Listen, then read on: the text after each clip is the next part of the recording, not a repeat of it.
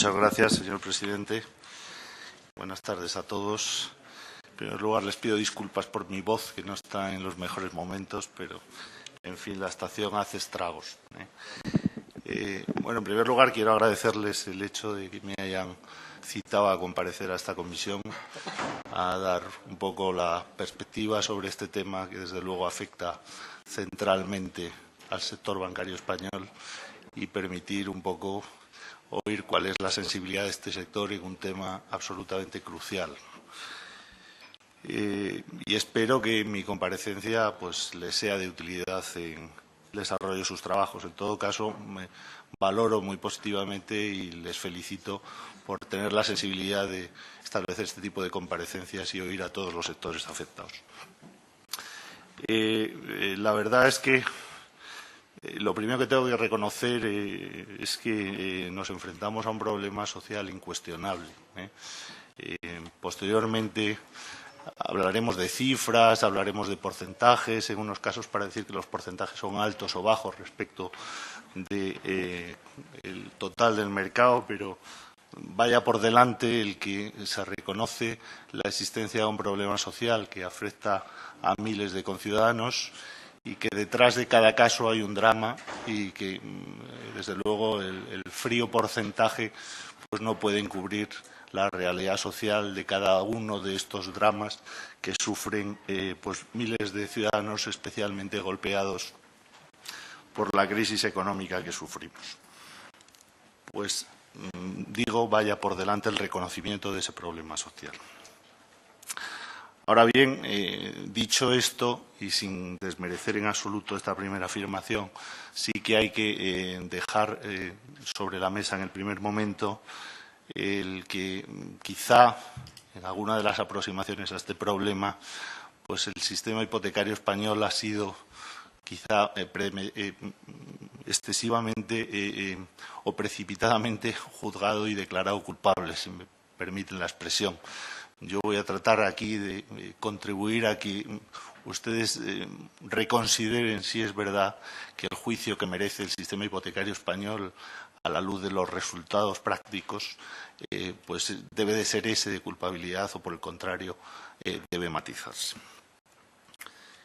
En primer lugar, ¿cuáles son las causas del problema social que es el que hoy nos convoca aquí y el que ha determinado el que se plantee desde el Gobierno y desde los grupos políticos estas iniciativas de modificación legislativa? Pues, lógicamente, ya lo he dicho antes, la situación de pérdida de la vivienda que miles de conciudadanos están sufriendo en estos últimos años. Pues bien, yo creo que para enjuiciar bien el problema y comenzar a solucionarlo, lo primero y principal es el diagnóstico de las causas del problema. Y yo aquí me pregunto, ¿es la causa del problema la legislación hipotecaria española? Y tengo que decir que no. La causa del problema es la crisis económica y la situación de desempleo en la que miles de conciudadanos, hasta cifras escalofriantes del 26%, pues se han visto abocadas en este país. El hecho de la pérdida de los empleos y la pérdida de ingresos ha determinado la pérdida de la capacidad de pago de sus obligaciones y, por tanto, y en algunos casos, pues el enfrentarse a procedimientos de ejecución hipotecaria que pueden llevar a la pérdida de la vivienda, lo cual, insisto, es una situación dramática. Pero quiero insistir, el diagnóstico es importante y el diagnóstico de las causas del problema no es la crisis, no es el sistema hipotecario español, es la crisis económica. Al revés, el sistema hipotecario español no solo no es la causa del problema, sino que es un sistema que ha permitido el acceso a la vivienda a porcentajes de población muy superiores a los países de nuestro entorno. Según fuentes del Instituto Nacional de Estadística, el 82% de la población española ha accedido a la propiedad de la vivienda. Y eso, en sociedades modernas y desarrolladas, donde se quiere fomentar una cierta estabilidad, sobre todo en las clases medias, pues se considera, en definitiva, un logro social. El que los ciudadanos no solo satisfagan su necesidad de vivienda, sino que incluso puedan constituir un patrimonio sobre la base de la propiedad de su vivienda, es un factor de estabilidad de las sociedades modernas. y no solo ha permitido el acceso a esos porcentajes de población, a la propiedad de las viviendas, sino que lo ha hecho en condiciones especialmente favorables, tanto en lo que se refiere a los plazos como en lo que se refiere a las condiciones económicas en que se han verificado esas financiaciones hipotecarias. Desde luego, piensen que plazos de 20, 25, 30 años o incluso en algunos casos más y diferenciales de tipos de interés respecto de Euribors, que es un indicador que lleva unos cuantos años en cifras absolutas muy bajas y hoy pues está en apenas un 0,575%, con diferenciales, digo, del 0,35, del 0,40, del 1 como mucho, pues verdaderamente son unas condiciones de financiación absolutamente incomparables con las que se podían encontrar en los países desarrollados, incluso en los países de nuestro entorno más próximo que compartían indicadores de tipo de interés de referencia y la misma política monetaria. ¿Y esto a qué es debido? Se lo puedo asegurar y se lo voy a decir yo, que hablo aquí un poco en representación del sector, no a una especie de benevolencia natural de las entidades de crédito, ¿no? A que detrás del sistema de garantía hipotecaria hay un procedimiento de ejecución particularmente eficaz. Tengan ustedes en cuenta que cuando se valoran los riesgos de un acreditado se tienen en cuenta tanto lo que es su solvencia personal, su nivel de ingresos, y en la medida en que haya garantías adicionales, bien personales o los reales, el valor de la garantía. Pues bien, el valor de la garantía no es nada distinta de la agilidad y la eficacia del procedimiento de realización del bien dado en garantía que tiene detrás. Es decir, que las condiciones en las que se han dado los créditos hipotecarios españoles de bajísimos tipos de interés y amplitud de plazos tienen su origen en un sistema de ejecución de la garantía particularmente eficaz. Y sin él, no tengan ustedes ninguna duda, las condiciones de los préstamos hubiesen sido otras y peores. Les voy a leer una frase literal. El que se pueda realizar más fácil y rápidamente la garantía incrementa el valor de la misma constituida por el deudor en favor de los intereses económicos del propio deudor. Párrafo 94 del informe de la abogada general de la Unión Europea, señora Cocotte, en un procedimiento del que luego hablaremos. En definitiva, el que el procedimiento sea ágil y efectivo no es un desequilibrio en favor del acreedor, sino que es la condición necesaria para que las condiciones financieras del crédito sean de una determinada manera. Y mientras más ágil sea el procedimiento, mejores serán las condiciones y al revés. Este procedimiento últimamente se ha visto cuestionado, pues entre otros, por el informe de la abogada general, señora Cocotte, al que he hecho antes referencia. Pues bien, yo creo que no debemos de llevarnos o dejarnos llevar por él de forma inmediata o reflexiva, en primer lugar, porque únicamente cuestiona un aspecto muy concreto, que es la posibilidad de que bien en este procedimiento o en otro procedimiento incluso separado se pueda paralizar el mismo para el análisis de la invocación de cláusulas abusivas. En todo caso, sobre esto les tengo que decir, primero, esperemos a lo que diga el tribunal. Segundo, procedimientos de la misma naturaleza que esta existen en todos los países europeos. No somos el único que tenemos un procedimiento similar. Y tercero, la Directiva 93/13, que es la directiva en base a la cual la abogada general extrae la conclusión de la posible vulneración del derecho comunitario, ha sido traspuesta al derecho español, tanto la Ley General de Condiciones Generales de la Contratación como la Ley de Defensa de Consumidores y Usuarios. Y tanto el Tribunal Supremo en múltiples ocasiones como incluso el Tribunal Constitucional han enjuiciado el procedimiento de ejecución hipotecaria y no han encontrado conflicto. No solo no han encontrado conflicto con esta directiva o su transposición al derecho español, sino tampoco han encontrado conflicto con un derecho todavía de superior tutela, como es el derecho a la tutela judicial efectiva. Eso conocen ustedes perfectamente, desde la sentencia del Constitucional 481 hasta un auto reciente de julio de 2011, se ha confirmado la constitucionalidad del procedimiento de ejecución hipotecaria. Adicionalmente, ¿cuál podría ser el efecto de que la sentencia del Tribunal de Justicia de la Unión obligase a una modificación del procedimiento de ejecución hipotecaria española?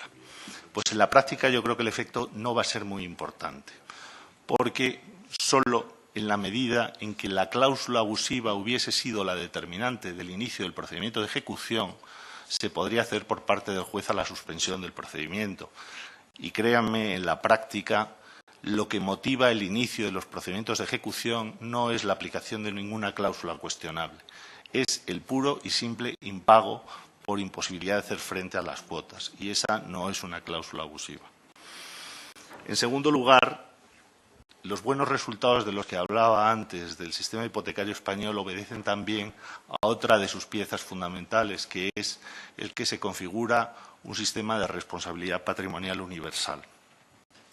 El cumplimiento de las obligaciones es uno de los principios básicos en los que se asientan las sociedades desarrolladas. De hecho, han contribuido a generar una gran cultura de cumplimiento de las obligaciones. Más del 96% de los acreditados hipotecarios está al corriente del pago de las cuotas, incluso con tasas de paro como las que tenemos en este país. Es decir, la gente intenta pagar y las entidades saben eso y que los esfuerzos de los ciudadanos por pagar sus créditos son los más. No vayamos, señorías, bien intencionadamente, pero no vayamos para aliviar la situación de un 3,5% de la población que, insistimos, merece alivio y luego explicaremos en qué ámbito debería de producirse, a perturbar la cultura de cumplimiento de las obligaciones del 96,5%. Ni tampoco, y no olviden ustedes también el efecto colateral, a perjudicar el valor del patrimonio de ese 96,5% de los ciudadanos para ser ofrecido como garantía en operaciones de endeudamiento futuro. En la medida en que se perturbe el funcionamiento, la ejecución de las garantías, el valor del patrimonio de ese 96,5% de cara a futuras operaciones de endeudamiento se estará perjudicando también. Este principio de responsabilidad patrimonial universal, en todo caso, es la pauta general tanto en el derecho europeo como incluso en los Estados Unidos de América. Se ha dicho muchas veces con cierta ligereza que en Estados Unidos rige un sistema de responsabilidad patrimonial no universal. No es cierto. En apenas 14 estados, que por cierto han sido los 14 estados donde hemos visto el origen de las hipotecas subprime, que luego tantas consecuencias desagradables nos han ocasionado al sistema financiero internacional. Buena prueba de que este sistema en la práctica no funciona es que la ley hipotecaria permite el pacto de limitación de la responsabilidad al bien hipotecado. ¿Por qué no se ha utilizado este artículo, este procedimiento? Pues porque por el sistema de funcionamiento que les decía antes, cuando se evalúa tanto la solvencia del deudor como la solvencia del bien, si una de las dos falla, las condiciones de concesión de crédito son peores. Es decir, los créditos que se podrían conceder con responsabilidad limitada al bien hipotecado serían más caros y no interesan a los ciudadanos. De hecho, hay alguna entidad que tiene esto en su oferta y no ha celebrado ningún crédito hipotecario con responsabilidad limitada. Cuestionar este principio de responsabilidad patrimonial universal con fórmulas como la tan traída y llevada dación en pago no es una buena idea. Y no es una buena idea, primero, porque vulneraría, de introducirse de modo retroactivo, un principio constitucional absolutamente a salvaguardar, que es el principio de seguridad jurídica. Constituiría un supuesto de retroactividad constitucionalmente no tolerable. Segundo término, no resuelve el problema. Aquí de lo que estamos hablando es de dar solución a los ciudadanos que pierden su vivienda. La dación en pago parte de la base de que el ciudadano pierde su vivienda, no es la solución. Perturbaría la cultura de cumplimiento de las obligaciones. Podríamos estar en la misma situación que han vivido otros países antes que nosotros, y yo creo que es importante mirar y aprender de la experiencia de otros. En México hubo sucesivas normas de modificación del régimen hipotecario, precisamente en una situación similar a esta y también motivadas en oleadas sucesivas de contestación social que fueron atenuando ese régimen hipotecario. El efecto práctico fue, con aquellas llamadas leyes de punto final, es que los ciudadanos descontaban la siguiente ley y dejaban de pagar. Hoy por hoy el crédito hipotecario o el sistema hipotecario en México sigue sin recuperarse y apenas representa el 17% del total del crédito frente a porcentajes de en torno al 40 o el 50% de países como el nuestro. O en Brasil. En Brasil, hoy por hoy, el crédito hipotecario y también por modificaciones del procedimiento de ejecución hipotecaria hoy representa el 7% del crédito total del país. ¿Y saben cómo se compran las viviendas ahora en Brasil? Pues con un sistema de leasing, en el que la entidad financiera conserva la propiedad del bien hasta que se pague la última cuota. Yo creo que eso no es una buena fórmula. Y la dación en pago no es admisible ni en bloque, ni brutalmente introducida de forma retroactiva, ni, perdónenme la expresión, a poquitos. Es decir, esto de ir incrementando el porcentaje de adjudicación en caso de subasta sin postor por vía de la modificación del artículo 671 de la Ley de Enjuiciamiento Civil es la dación a poquitos. Tampoco vale porque los efectos son los mismos. Excepcionalmente se puede admitir, y así se ha hecho, y ha tenido sus efectos, y ha tenido algún impacto en valoraciones de rating de algunas emisiones de cédulas hipotecarias en el ámbito del Código de Buenas Prácticas, pero es una medida temporal y restringida a un colectivo acotado por razones de necesidad. No se vaya más allá. Y, en tercer lugar, el tercer gran elemento del sistema hipotecario español que yo creo que merece reconocimiento es la transparencia y la protección que dispensa a los consumidores, a los clientes. Desde la Orden de mayo de 1994 de transparencia de condiciones hipotecarias, la Ley 2/1994 que permite la subrogación de crédito hipotecario sin coste, que es algo que no existe en ningún país del mundo. Cualquier ciudadano se puede cambiar de entidad de crédito si no le gusta su hipoteca. Hasta, en última instancia, la Orden de octubre de 2011, también sobre transparencia de operaciones hipotecarias y de información a la clientela, dispensan una protección integral tanto desde el punto de vista de la información pre- y postcontractual que se dispensa al cliente. En concreto, en esta última, al cliente se le tiene que dar información precontractual, oferta vinculante, ficha de información personalizada, el contrato, información especial sobre instrumentos de cobertura de tipo de interés. En caso de que existan cláusulas de suelo o de techo y estas no dispensen una protección equivalente, el notario tiene que advertir expresamente. En buena medida, esta orden anticipa, pero desde luego va mucho más allá, pero anticipa un régimen que no existe en Europa y que ahora mismo está discutiéndose, que es el proyecto de directiva sobre crédito para adquisición de bienes de uso residencial. Además de esto, el sistema español introduce dos filtros públicos, un notario y un registrador, que son dos funcionarios públicos que califican la legalidad de las cláusulas. Y si no se autoriza la escritura o no se inscribe la hipoteca en el registro. Tenemos regulado lo que en muchos países ni siquiera por asomo está regulado, que es el régimen de las tasaciones, que en alguna medida también ha sido muy cuestionado y, desde luego, en millones de operaciones no se puede descartar que no haya un número en términos absolutos, aunque muy bajo en términos relativos, de tasaciones que puedan adolecer de algún defecto.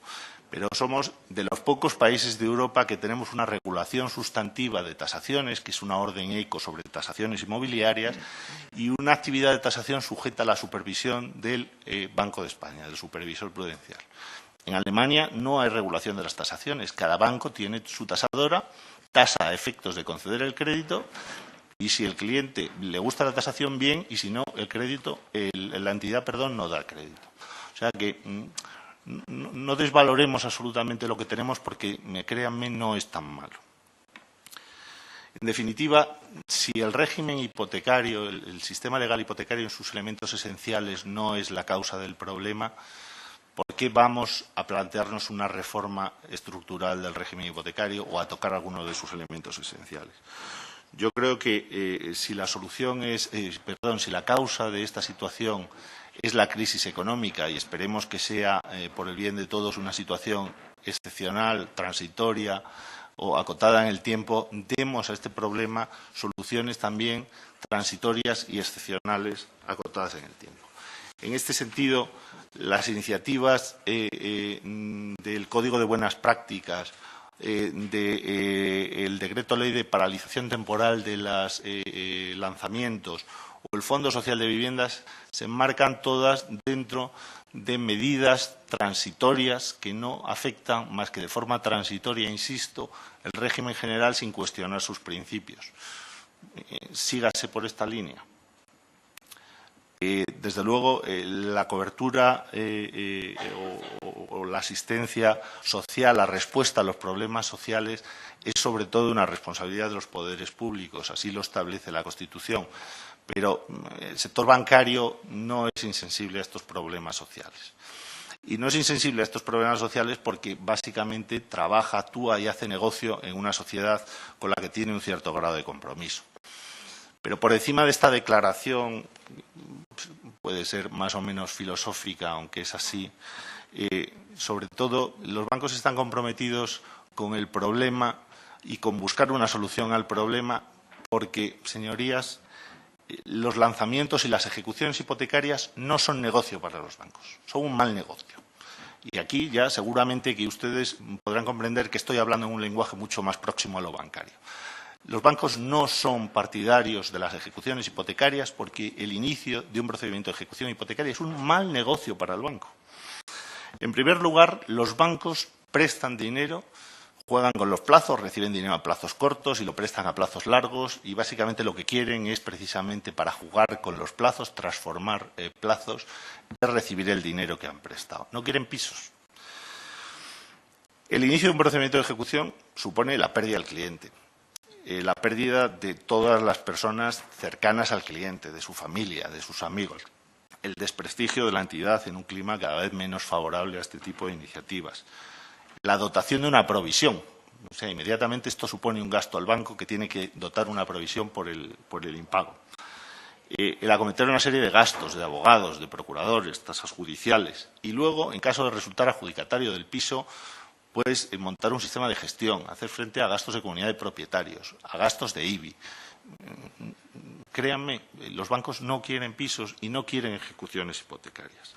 Y por eso las entidades financieras han negociado hasta lo imposible las condiciones de aquellos deudores que en un momento de dificultad pues no pueden hacer frente a sus pagos.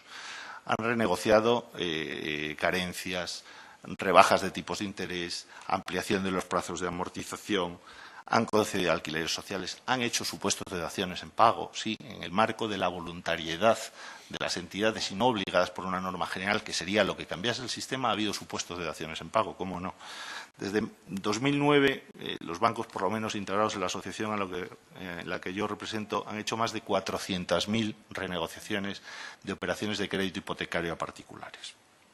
Solo cuando no queda otra opción, porque, insisto, es un mal negocio para el banco inicia la ejecución hipotecaria.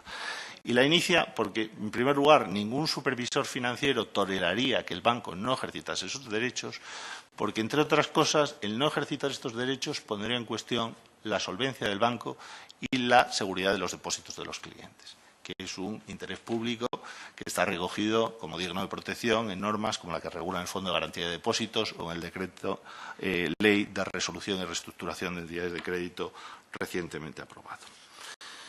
En definitiva, insistimos, si el problema es transitorio, busquemos soluciones transitorias al problema, pero no cuestionemos los elementos esenciales del sistema que ha funcionado bien. No caigamos en los errores de países como los ejemplos que les he puesto, porque la calibración de los impactos de las modificaciones a veces incluso escapa a la propia apreciación de las entidades. Y luego les pondré algunos ejemplos. ¿Esto quiere decir que el sistema es absolutamente perfecto? Pues seguramente el sistema tiene elementos de mejora, qué duda cabe. No en sus líneas básicas, en las líneas básicas de las que he hablado, pero que se pueden mejorar aspectos relativos al régimen de las subastas. Efectivamente, la subasta es un poco la clave del procedimiento de ejecución. De lo que se trata es de que haya compradores. En este sentido, pues algunas de las iniciativas expuestas por el ministro de cara a facilitar la participación en la subasta rebajando el importe del aval, ampliando el plazo para que el adjudicatario de la subasta pueda hacer efectivo el pago. Incluso se podrían pensar en medidas adicionales, como establecer alguna suerte de trámite en el que los posibles licitadores a la subasta pues pudiesen ser enjuiciados en cuanto a su solvencia por el banco ejecutante de cara a admitir su rogación. La mejora del procedimiento de ejecución extrajudicial, que había tenido problemas. El refuerzo de la supervisión de las sociedades tasadoras, y se estima que es necesario reforzar esa supervisión. En todo caso, insisto, señorías, las fórmulas paliativas deben ser o deben de incardinarse en las fórmulas ya vistas de medidas temporales y extraordinarias. Código de buenas prácticas. Efectivamente, yo personalmente creo que llevamos poco tiempo de vigencia del Código de buenas prácticas para poder enjuiciar cuál es el impacto que puede llegar a tener. quizá todos hemos hecho un esfuerzo no importante en difundir su existencia y sus posibilidades. Quizá tengamos que mejorar, o quizá el umbral que se diseñó en el momento por el Gobierno haya sido excesivamente restrictivo. Pues muy bien, estudiemos la ampliación del código. No para dación. La dación, insisto, es apartarse de uno de los principios básicos del sistema y esa es peligrosa. Ahora, ¿umbrales ampliados para renegociación? Por supuesto. Paralización temporal de los desahucios. Ya hemos dicho que, siendo una norma temporal, a pesar de que supone una restricción al derecho por parte del banco, incluso una utilización gratuita de un bien que ya es propiedad del banco, pues también las entidades han adherido también masivamente al Fondo Social de Viviendas, han puesto 6.000 viviendas encima de la mesa. Ojalá que esto funcione. Por el contrario, señorías, y acabo ya, los riesgos de tocar alguno de los elementos del sistema, algunos de los elementos esenciales, son importantes. Y yo creo que no se nos escapan a nadie. Desde luego, si se toca alguno de los elementos básicos del sistema, el crédito a futuro va a ser menos y más caro.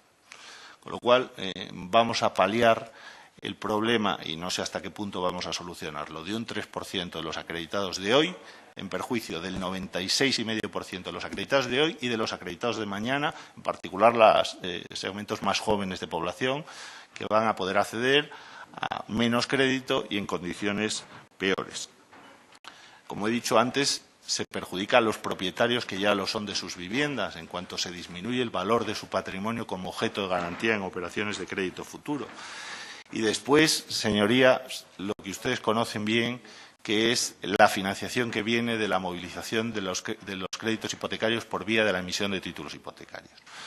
En este momento, el saldo se sitúa en el entorno de 600.000 millones de euros. Aquí no nos podemos apartar de cuál es la situación que vive nuestro país. En este momento no estamos precisamente sobrados de financiación, ni en el ambiente internacional pues existe un apetito especialmente orientado a invertir o a suscribir títulos o riesgos que suenen en España. Bueno, pues desde luego cualquier modificación del régimen hipotecario retroactiva afectaría a esos títulos hipotecarios y al valor de los mismos y generaría pues verdaderamente un problema de financiación importante, de una de las pocas fuentes de financiación importantes que ahora tenemos, que son las cédulas hipotecarias. En este sentido, la Comisión Europea, en un informe de enero de 2013, cuando evaluaba el Decreto Ley 27/2012, decía que el impacto en precisamente cédulas hipotecarias o en títulos hipotecarios en general no iba a ser de mucha entidad, porque era una norma excepcional y temporal y porque era una norma para un colectivo muy definido. O sea que, en ese sentido, insisto, la Comisión Europea también es partidaria de una solución excepcional a un problema excepcional. Y, por el contrario, en lo que les decía antes de la dificultad de calibración de los impactos, pues el 24 de noviembre, cuando estaba a punto de aprobarse el Decreto 27/2012, pues a pesar de que todos consideramos razonable un sacrificio hacer y era una norma excepcional y transitoria, la de la paralización de los desahucios, pues Moody's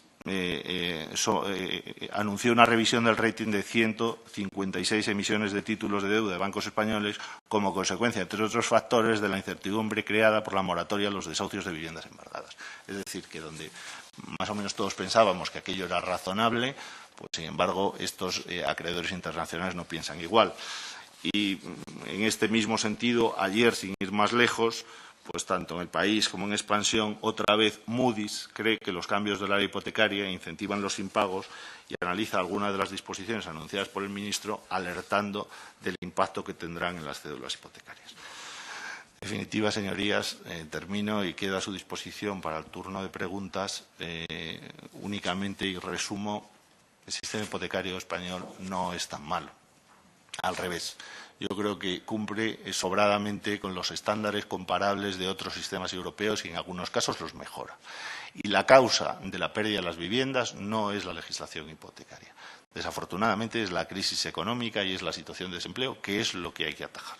Muchas gracias.